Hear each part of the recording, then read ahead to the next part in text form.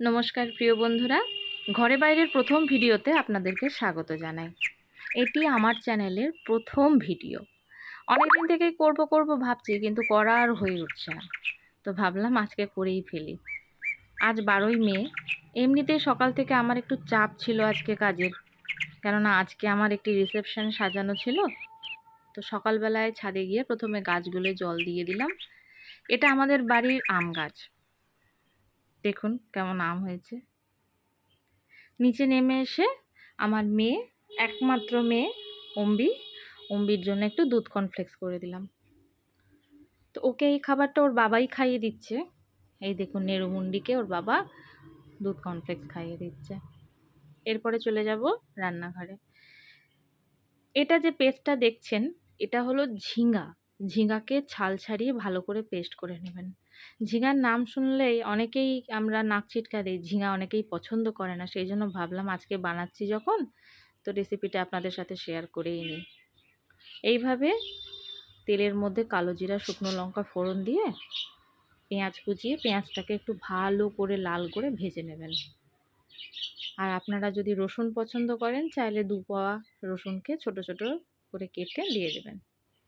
এরপর পেঁয়াজটা লাল হয়ে ভাজা হয়ে আসলে পেস্ট করে রাখা ঝিঙাটাকে তার সাথে মিশিয়ে দিন। অল্প একটু হলুদ, নুনটা পরিমাণ মতন আপনারা দেবেন, একটু কাঁচা লঙ্কা দিয়ে দেবেন, আর অল্প একটু চিনিটা সব শেষে দেবেন। সবগুলো দিয়ে এইভাবে একটু ভালো করে নাড়াচাড়া করে নেবেন।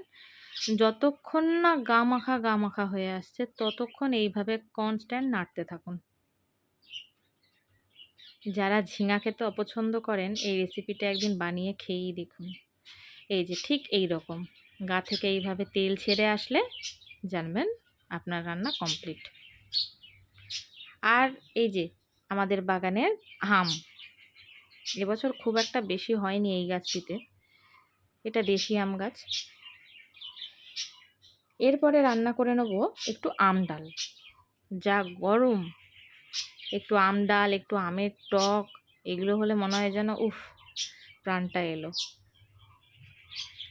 আমার ডালটাকে আগে ফুটিয়ে নিয়েছিলাম, এবার এইভাবে ফোড়ন দিয়ে নিলাম। অল্প একটু চিনি, আপনারা যারা আম ডালে চিনি খান না তারা দেবেন না, তা আমার একটু মিষ্টি মিষ্টি ভালো লাগে। এটা অম্বির বাবার জন্য খাবার বেড়ে দিচ্ছি, তারপর আমি খাবো।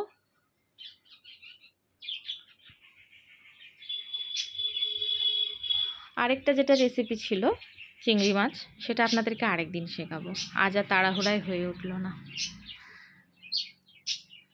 আমাদের এই কাজটা আমাদের বাড়ি থেকে প্রায় অনেকটা দূরে।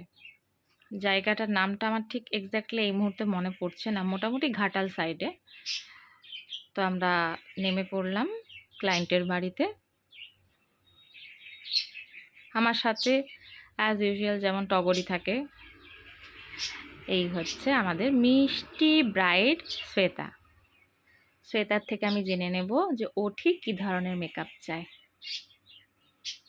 ও বলেছে একটু গ্লসি আর একদম হালকা, খুব হালকা। হ্যাঁ, তো দেখা যাক শ্বেতাকে খুশি করতে পারলাম কিনা। এই হচ্ছে শ্বেতার সম্পূর্ণ লুকসটি। আমার কাজ যদি আপনাদের ভালো লেগে থাকে, চ্যানেলটি সাবস্ক্রাইব করে দেওয়ার অনুরোধ রইল। আজকের মতন এই অবধি। সবাই ভালো থাকবেন, সুস্থ থাকবেন। অনেক অনেক ধন্যবাদ।